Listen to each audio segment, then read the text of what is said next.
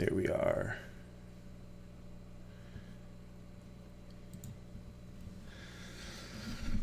Hello and good morning, everyone. I'm probably going to sound a little different. I'm on my Yeti microphone.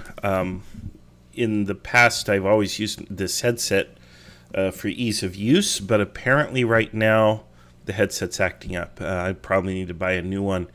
And if you can hear me okay, that's great. If you have any trouble hearing me on the audio, just send me a little note or message. You can put it into the YouTube comments because I'm monitoring that. You can also just kind of holler at me here or raise your hand or something. Today, we're just going to talk about some general updates.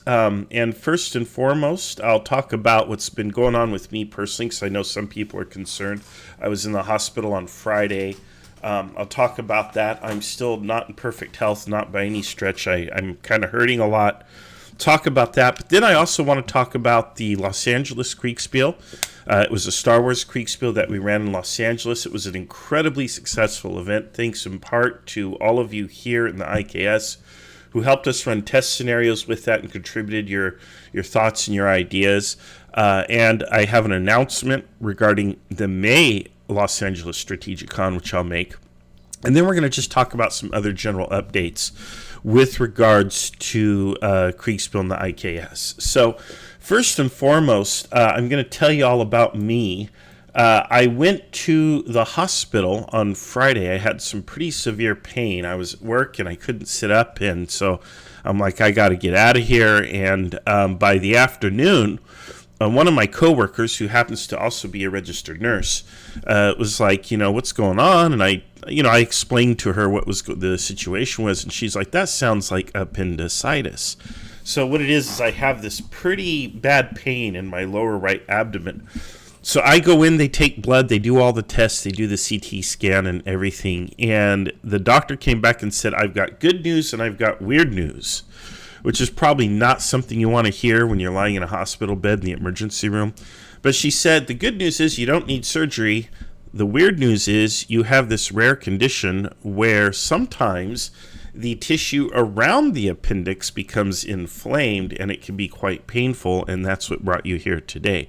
The good news, of course, on the back end of that is that it tends to self-resolve. So you take some painkillers, which I'm not taking, by the way, because I prefer to not take a lot of pills. But it should go away in 3 days to 2 weeks. So I'm going to live. I'm going to be all right. So crisis averted. So there's that. Now let's talk about some other things here. We'll start with the Los Angeles Kriegsspiel. Put a picture here on the screen. I took the train down to Los Angeles. As you folks might know, I live on the California Central Coast, right next door to Vandenberg Space Force Base, and the train runs past it. So I took a couple cool pictures while I was on the train. This here is a missile silo, Minuteman missile silo. So if you've never seen one, this is what they look like. There's a whole bunch of them. This particular one is only about 6 miles away from where I live as the crow flies. And they launch missiles out of them, and it's pretty cool when they do it. They do it about a few times a year, and they're always spectacular. They wake up the whole neighborhood. Everything rattles, and it's pretty neat to watch. So thought that was kind of cool. There were some other things here. Let's see if I can get another picture. Well, no, it doesn't want to do that. Can I? There we go. Here's one of the launch facilities where they launch space rockets. The Space Force Base launches rockets that go on circumpolar orbits. So Cape Canaveral launches them around the equator. Vandenberg launches them around the North to South Pole. South Pole first, then North Pole. It launches them to the south. So there's that. Let's see. I think I have to minimize the picture, then the page down works. This is Point Conception in California. If you're familiar with California, right here is what Point Conception looks like. It's actually quite underwhelming. I thought it'd be kind of cool. It's not. It's like, oh, that's it? That's Point Conception? Okay, no big deal. There was, and we're coming up on the 100th anniversary of a fleet of destroyers that literally ran aground right around here. Right around, actually probably to my right here, what was called Honda Point, which is near Point Conception. Several destroyers, it's like 1923, ran aground right around here in the fog on an early morning. One of the worst maritime disasters in U.S. history outside of war. And here's just another thing I thought was cool. This here is a rocket fuel. It's rocket fuel. So, and it's venting off. It's constantly being recharged, I guess, venting off. So rocket fuel. But anyway, let's talk about the Kriegsspiel. I've got some pictures here of our Star Wars Kriegsspiel. We had a great event. The Imperials won technically, right, in that they, destroyed the rebel base. However, the rebels were successful in escaping with most of their personnel. Maybe a little more than half of their personnel escaped. Most of their military was sacrificed. They ended up deploying very far forward, actually forward even of the shields. And the Imperials came late with their heavy force. They only put their AT-ATs in last. So there was a lot of infantry combat, and because they didn't have the heavy stuff up front, it allowed the rebels to kind of hold them at bay for most of the game. Eventually, of course, the rebel front and second lines did collapse, and they pushed all the way through. And by that time, the last transports got away that were going to get away. And so rebel casualties were maybe about 8,000, 9,000. Imperial casualties were much less. But again, the rebels held them off long enough that they were able to evacuate all of the key personnel and people who needed to survive. The Imperials also did a really good job. They put their base here on, I think it's called Mandalay or whatever. They put their base here in this position. And coming out of their headquarters, they only had to do 2 jumps to get there. And they went right there with 2 jumps. And they actually managed to find the rebel base quite quickly. But again, the rebels deployed forward, and the Imperials deployed their heavy stuff late, which allowed the rebels to hold them off long enough. They were able to essentially get most of their stuff off the planet. The rebel fleet did jump in, and there was a fleet combat. They lost a frigate before withdrawing. There was really not much damage done to the Star Destroyers, maybe scratched the paint a little. Nothing too serious.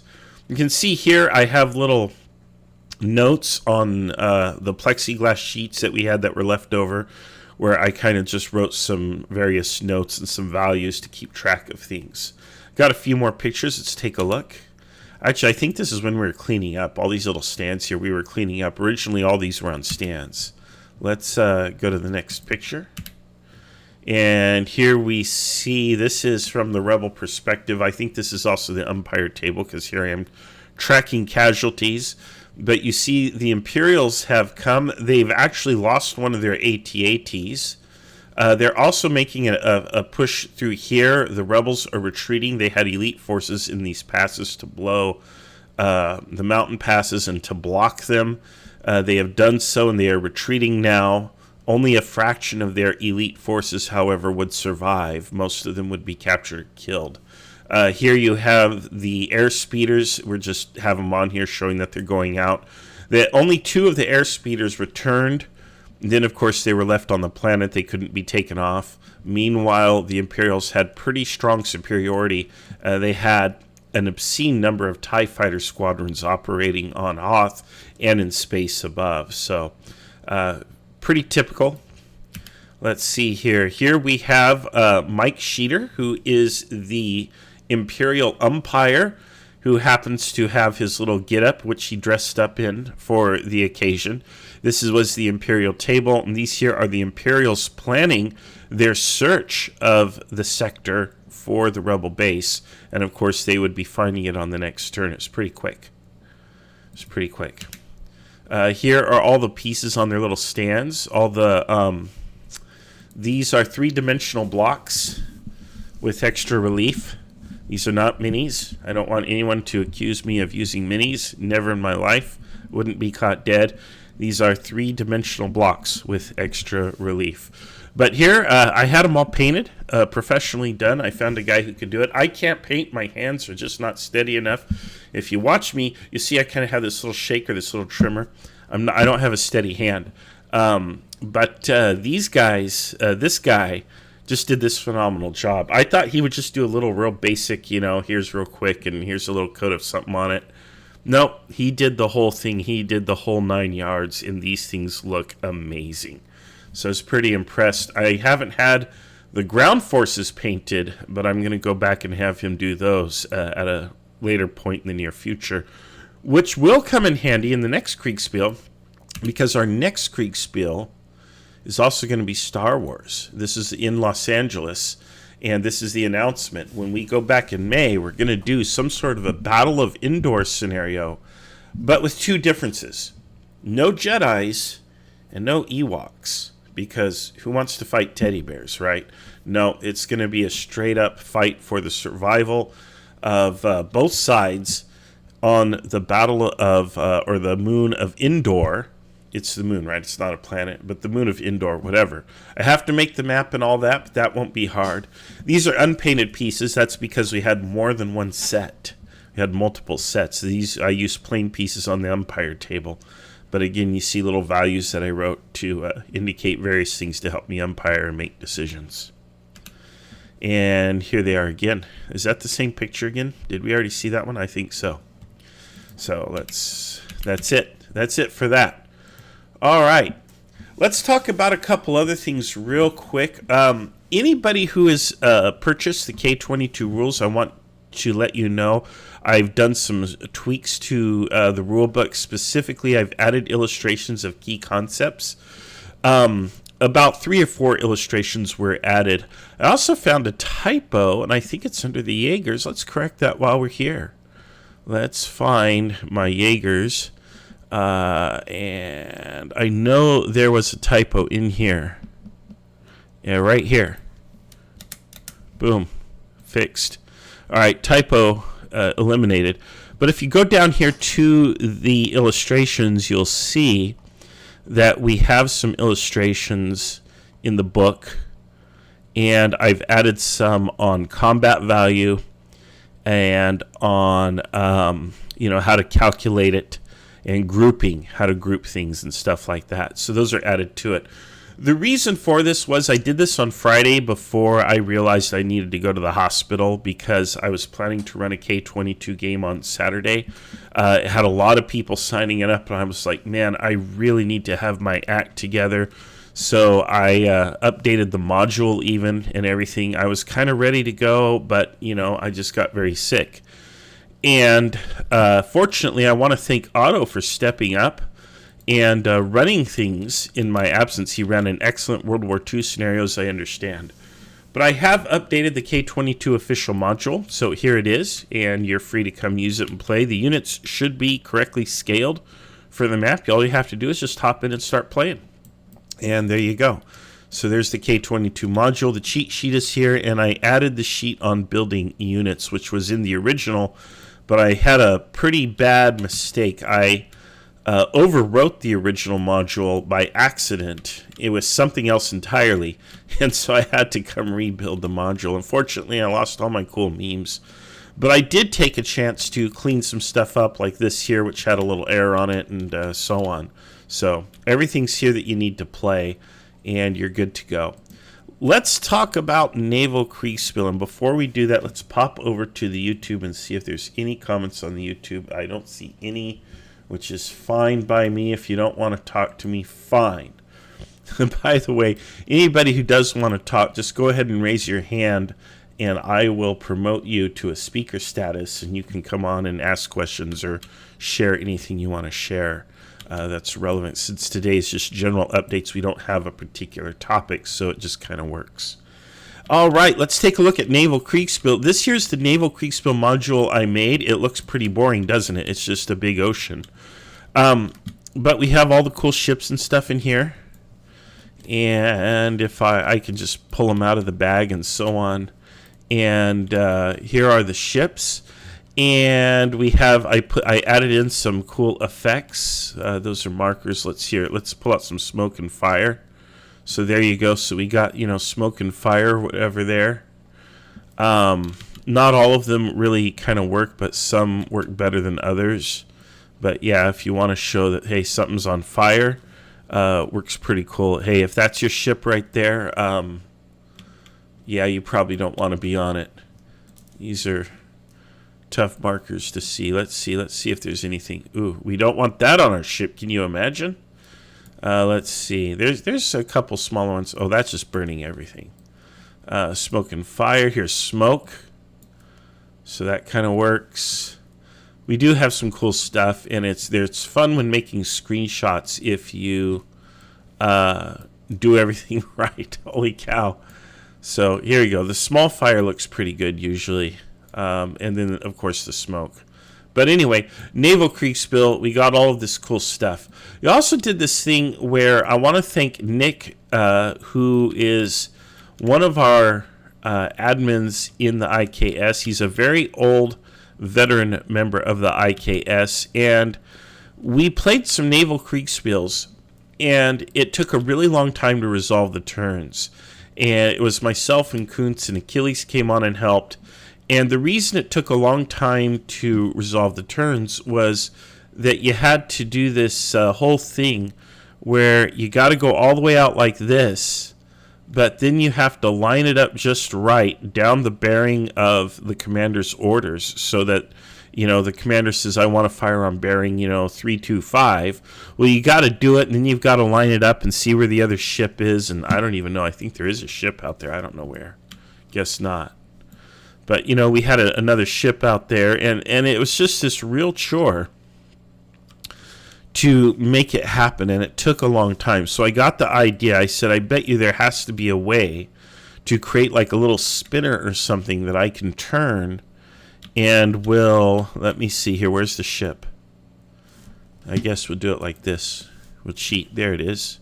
All right, and then if I put a little dot underneath it, there it is. All right, so then now I won't miss it. And now we can adjust our shots. So this here allows me to kind of dial in. So let's say I want to fire on, I don't know, I'm going to guess 335. So my shot is going to be 335. That's 330. But we're going to come to 335. You're supposed to be able to type it in. It's not letting me. That's okay. But we can go to 335 right there. Look at that. I'm wrong. Quick, change it back to 330 so I'm less embarrassed. So Yamamoto's firing at 330, and she's going to fire at, I don't know, 300 centimeters. Let's just say. I'm guessing. I don't even know. Actually, it's probably more like 600. But let's just go 300 centimeters. Okay, totally. But you see how quick it is to resolve that? Right there. I just resolved a turn. Obviously, at 300 centimeters, I'm completely short. If I were to make my next shot 400, I'd come in here and so on. But it makes umpiring your Naval Kriegsspiel very, very fast, easy, and efficient. So this is a brilliant tool. It does have some additional features, but we don't need those features. This feature alone is more than adequate. So you can turn in your orders to the umpire. The umpire throws this down, punches everything in, and boom, he can see right away whether or not you have a hit or a miss. Now, ooh, look at that. That is, in fact, lined up. It is at 330 bearing. Because it only has 5 degrees difference. So let's go another 5 degrees to the right. There is still some fudge room for the umpires. So if we go 5 degrees to the right on this, to 335, which is what we're at now, just to verify. All right, 335. You'll see how much of a difference there is. So the umpire has to kind of just figure that anything within about, 35, 37, whatever centimeters, there's a little bit of fudge room. So in that there's 4 degrees of space there, or 5 degrees, and the umpire just kind of has to, count it off. So you don't have to actually have this line overlay the ship. So if the ship is actually at, let's say the ship is at, your order's at 334, and the umpire can only punch in the order at 335, they'll see this, but to the left is 334, and that looks about right. So then the umpire would go ahead and calculate hits on that if the range was also dialed in correctly. But there you go. You see how quick that is to do that? So now we can play full-on naval Kriegsspiels. You can play Fletcher Pratt rules, and it's very quick and easy to resolve, which is super, super, super cool. All right. Other things, let's take a quick look at Red v. Blue. Just because that is going to be starting. We're supposed to do a soft start this week. However, Disaster Kriegsspiel. We got to talk about that too. We'll talk about that after Red v. Blue. However, I kind of got knocked out of commission this week, so it might be a little bit longer. Nonetheless, Red versus Blue is going to resume. I could just do this. Let's see what that is. That's just going to be the map. But we will be resuming, and we will be playing out the wars that the various sides have. This is an old version, really old. But there are wars going on between, let's see, we got Blaureich and Kavreich fighting with Altmark coming in, which you guys know. And then, of course, we have the, what we call it, the Sheep War with Vermilion and Abyssinia fighting, and these guys basically being pushed out.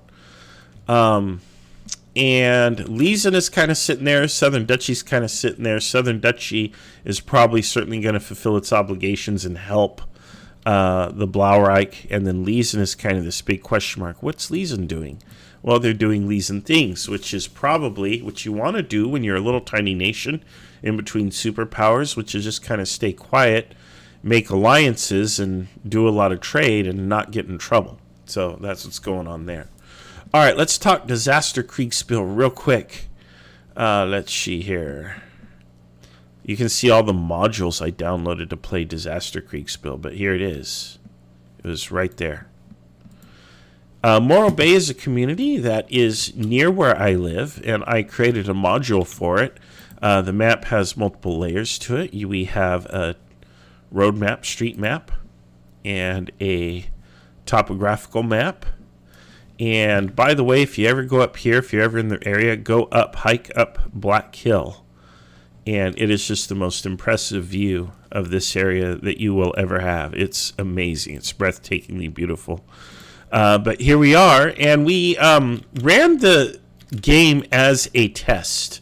We ran it in the IKS test kitchen, and I don't think the players realized they were waiting for a disaster, but in reality, the players themselves were the disaster. We had some players as police, some as fire, and I don't know how many laws were broken by the police, but several. Nonetheless, the purpose of the exercise was to extract kind of information on best practices, like what should we do, like how do we dispatch. Originally, I was going through the police chief and having the police chief assign things to people. Well, in a play-by-post, that doesn't work very well because the police chief says, well, I'm going to assign this to officer number 1, and officer number 1 is on the other side of the planet and is sound asleep. Well, then everything kind of stops until Officer 1 wakes up and addresses it, and it can really make the game bog down and go slow. So I figured, well, let's do this thing where we set up kind of just this channel, and whoever's on duty can say, I'll take the case. And then, of course, I can interact with him and resolve that little mini game, if you will, with him. And we did some things. We had I had somebody rummaging, in the trash or whatever, where they weren't supposed to be, trespassing at a restaurant down here. Then I had suspicious activity at a park that's over here. Then I think I had smoke in a garage somewhere over here. Then over here I had gunshots. Somebody had a party and was just shooting off their gun. And then I did, in fact, when everybody was kind of responding to this situation over here, that's when we had an earthquake. A nice big earthquake that knocked out all of the power, took a lot of trees and power lines down, made it hard to navigate and get around. And then, of course, there was a tsunami watch So the sirens went off and just told everybody, hey, tsunami is possible. We don't know, but, which is possible if you have that kind of seismic activity. We have tsunami sirens right here where I live and everything. Never hear them. They never go off. We don't really have. The only time we had a tsunami here was like a year or so ago, and it was completely indistinguishable from the normal waves that we get up on our beach. It's because of the volcanic eruption in the South Pacific. But anyway, our earthquakes here generally take place about 40 or 50 miles to the west, or I'm sorry, to the east, so they're not offshore, so they don't create a lot of tsunami danger here. What happens in Alaska or the Pacific Northwest is actually greater tsunami threat. Nonetheless, I digress. This was a pretty cool simulation. There was a good amount of confusion, fog of war. I made it so that the radios didn't work for about 5 or 10 minutes, and then of course they're going to work because the radios are actually designed to function when there is no electricity and other things. So I gave them their radios back, and they were kind of able to kind of coordinate and come up with some coherent responses. And then I was like, okay, I've kind of gathered enough information. And one of the things that I learned is people kind of need to learn how to play their role. So if you're fire department, you kind of need to learn how to play a fire department role. If you're police, you need to learn how to play a police role. And in a disaster Kriegsspiel scenario, we don't have to just go straight disaster. We can kind of have a pregame where we warm people up with, officer goes here to respond to this or that situation, and kind of get people eased into their role and how the server works and so on, and then boom, disaster, and see how things go. The radio discipline, stuff like that. Get them going on that before we hit them with the big disaster. Anyway, this was a fun little game, and it was really cool. It was made more fun by the fact that I'm intimately familiar with this area, so I know where everything is, and it was just kind of fun to hit it with a disaster. I guess it's like if you play Nuclear War Simulator and you set your house as ground zero. What do you do, Anyway, that's kind of all I have for you, folks. That was everything that's been going on in the IKS.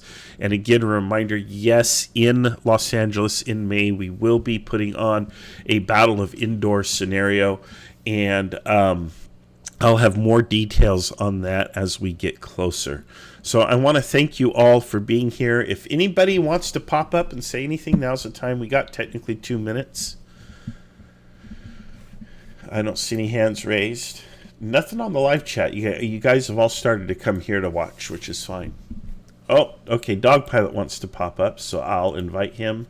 Oh, that's a server invite. He's like, no, sorry, I didn't. I don't know that one. Well, thanks. Okay. Let's see here. How do I... Oh, there you go. Invite to speak and invite to speak. And if you don't want to speak, you don't have to. But Dog Pilot, hello. Not hearing you.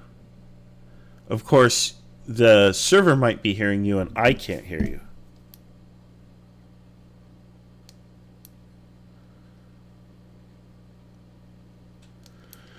It's probably a me problem. And I've got a cable that can fix that if I plug it in right here. And let's see.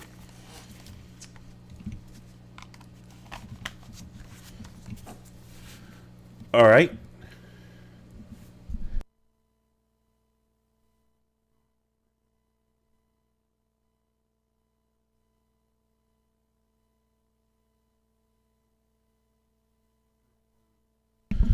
Okay, do you hear me now? Now you do. Yep, I've got you coming in on my Yeti now. Howdy.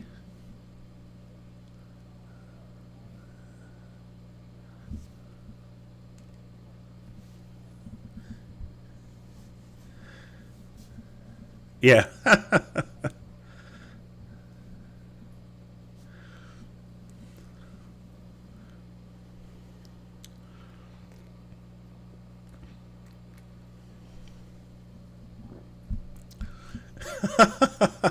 Like I said, they were the disaster.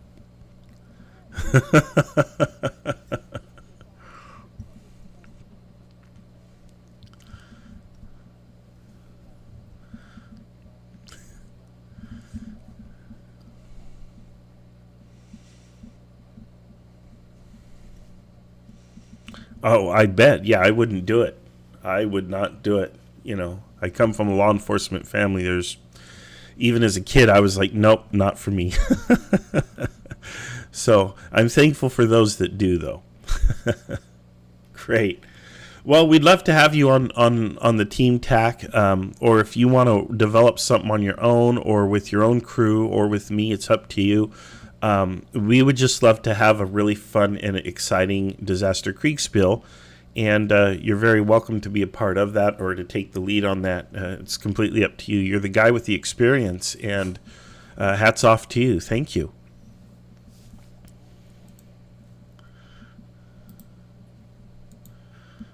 You got it. Okay, let's see here. I invited Dog Pilot. He popped back into the audience. Dog Pilot, I can hear you now, or I should be able to. What do you got for us?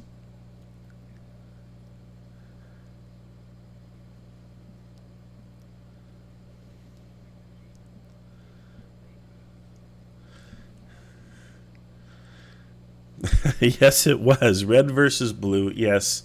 What I call the sheep war, but yes, it was an unprovoked armed invasion by one nation on another. A very peaceful, pastoral, religiously devout, pious nation.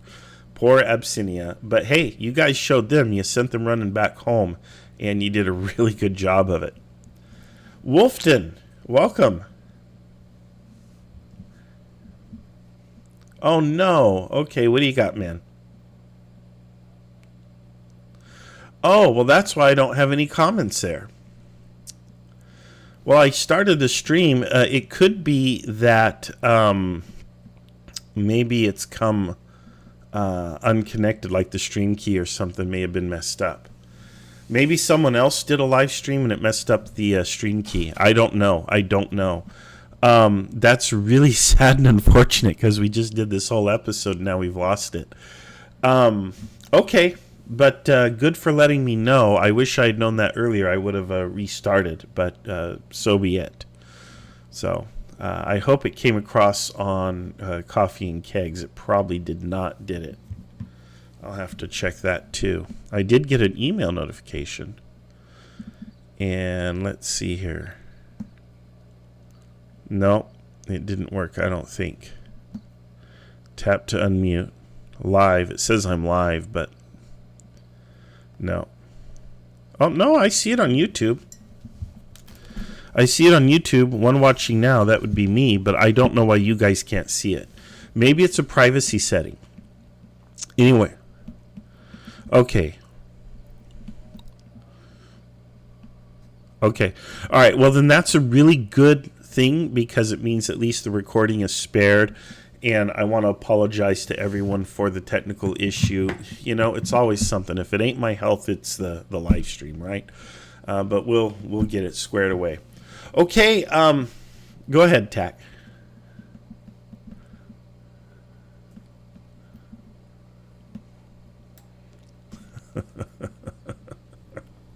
That's true. That's the case. All right. Well, I'll check the privacy settings on the YouTube. I do want to thank everyone for being here and for participating in the IKS and on this. If anyone feels so inclined, I'm going to make the obligatory sales pitch. We're down to just 11 patrons on Coffee, Kegs, and Kriegsspiel. So if anyone feels so inclined, come on in here and support the podcast. I am going to be doing more podcasts starting next week or so.